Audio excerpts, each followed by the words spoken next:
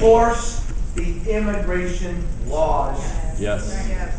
Hold business as accountable as we can hold business when they hire illegal immigrants. And let me remind you, America is the most compassionate country in the world, but this is a problem, folks. I talk a lot about the war. The war we've got right now on our kids and our grandkids because we're stealing their futures away. There's another war. There's a war on our borders. There's a war within this country because unless we have a big man and a big woman and an adult talk about illegal immigration, I'm telling you, the costs right now are hurting our healthcare system, they're hurting our schools, they're hurting our welfare. This is an issue right now that's hurting America financially, and there are a lot of people that are looking for jobs. You know what? There are a lot of available jobs. The job vacancy rate is up. Boom. We've had a lot of talk about immigration.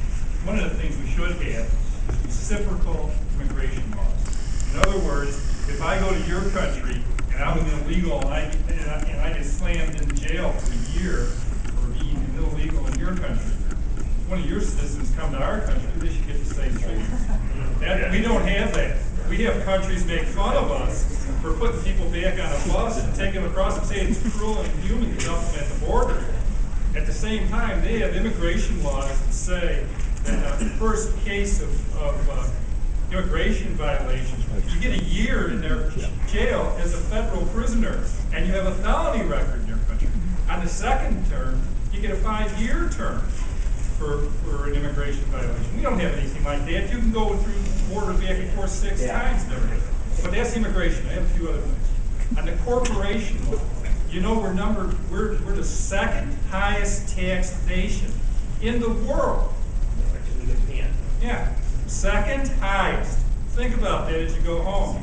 All those countries you think out there of being socialist and terrible countries. We're number 2, guys. In Japan, it's number 1. Most people don't realize our corporate tax rate is way, way high. It's incredible. And then we should also work, and I'd like to hear from you on this, is what we're going to do to repatriate the dollars that we sent overseas with tax breaks over the years.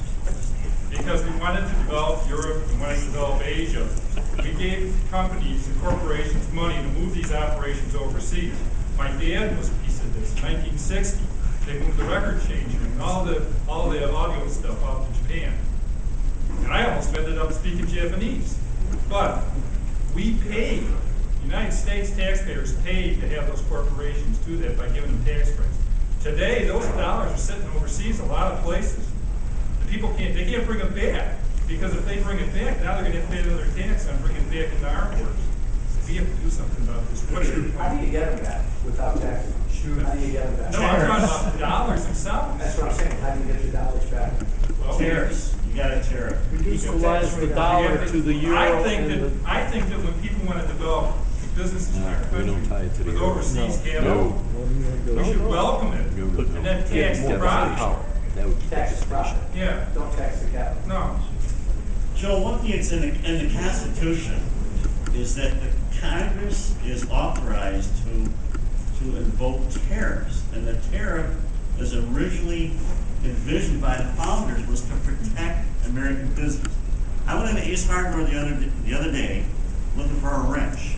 Okay, there was a wrench made in the USA, had the Made in USA label on it for $11. Just to the left, 2 spots over, was a wrench made in China for $4. You know what? I'm so sick of this that I don't care. I'm going to bite the bullet. I'm going to pick the Made in USA product. I'm just so sick of sending all my stuff overseas. Well, this is a tough issue because I'm a free trader. So most of my philosophy says the way I keep businesses here, I got to make it more attractive. The way, if I'm Illinois, the way I keep companies in Illinois, so they're not going to Wisconsin, Indiana, Missouri, you name it, is Illinois had better do a better job through their tax incentives and through cutting regulations, keeping businesses here. Right now, Illinois does a lousy job. I think as a country, we need to do a better job of that. But it's an interesting issue when you look at China in particular, because we know China's cheating.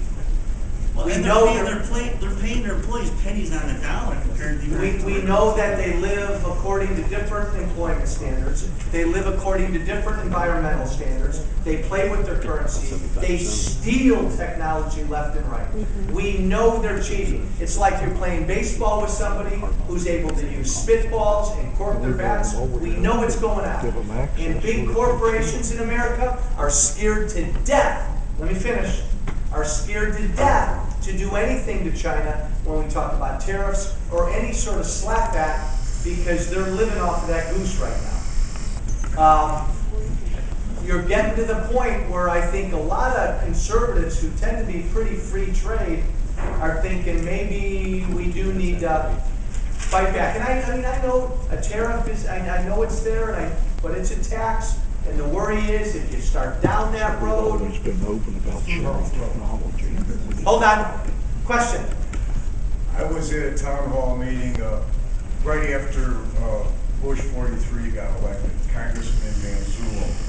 And he asked the question, does anybody know how government was paid for before the income tax? I was the only one who raised my hand. I said, we had customs and duties. Yep. And he said, well, that had never worked today, and he shut me up. Now, one of the things we talked about was the young man behind me said that you would you would encourage an auditor of the Federal Reserve. Would you also encourage a restoration of the Glass-Steagall standard to separate commercial banks from investment banks that we had for 60 years from the Great Depression until the 1990s? And thirdly, do you feel the need for a national industrial and manufacturing policy, which would give business and investment certainty on where we're headed? My answer to your former is no. I would not support a government-instituted separation of investment and commercial banking. I believe that we've got to work toward a world where there's all of the above, and there's transparency so consumers and individuals know when they're investing or putting their money somewhere, they know and they can see and they can understand, because it's there to see what that bank does. I don't want to restrict the bank from doing either or, but we've got to do a better job of making it more obvious to all of us. Yes, we do need a national manufacturing policy. The reason this is such an important issue, and I think we hit on it, is Republicans, conservatives, who tend to be much more free trade and think in general, the fact that we got a worldwide market now, and we've had one for a while, in general, I'd argue that's better for us, the consumer, in general. But it's getting to the point where a lot of our industries, manufacture, are getting unduly hit. So there needs to be that conversation. Hold that thought. Yes, ma'am. I'm trying to hit folks that I haven't heard from. John, you're next. The welfare. Hey, by the way, hold that thought. John, what time is it? You got 5 minutes. Have you ever seen a congressman who doesn't want to leave? I'm kind of tired of having people that don't put into the system be taking it out all the time, like the welfare. You know, they say they have caps on unemployment. Those people have worked for years and years, and then they get capped out of collecting unemployment, but there isn't any cap on welfare of people that have never worked or put into the system, and I think that's kind of backwards.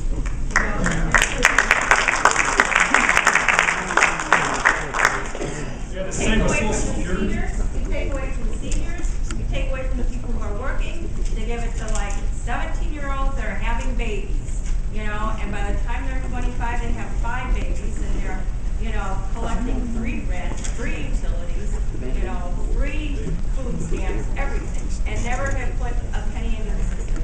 I agree. I think the reason that we're all so fed up is because we're feeling overtaxed, and we're losing homes. I lost a Right. home. We can't find jobs, and yet government is still providing that For them. safety net. Not Right. my philosophy. I want government to get off of your back. I want you to keep as much of your money as you can. Because what I want my government doing, I want my government being part of, along with our churches and nonprofits, and I worked in the nonprofit world most of my life. I always want government being there as an absolute last resort to be part of the solution to help those who can't take care of themselves. The problem is, so many of our Democrats who have over the last 30 or 40 years, they basically ask government to take care of everybody. Medicare and Medicaid were set up to be safety nets. Now they're middle class entitlements. You may believe in that, you may want that, but can we afford it, and is it right? In my world, we go back to where Medicaid and Medicare are last resort safety nets. We've gotten so far away from that world. You are exactly right. Question in the way back. You. I was wondering, what's your take on communities that continue to be concerned about the CN acquisition of the EJ&E, and what we can do to make sure it doesn't harm communities if that, well, we'll go forward, but what's your take on that? The community where I grew up, Barrington, is already being impacted. I think the rate, John, correct me if I'm wrong, I think they're up to 9 to 10, on average 9 to 10 freight trains a day. It's supposed to go upwards of 30 or 40. It'll go up toward 30, I've heard.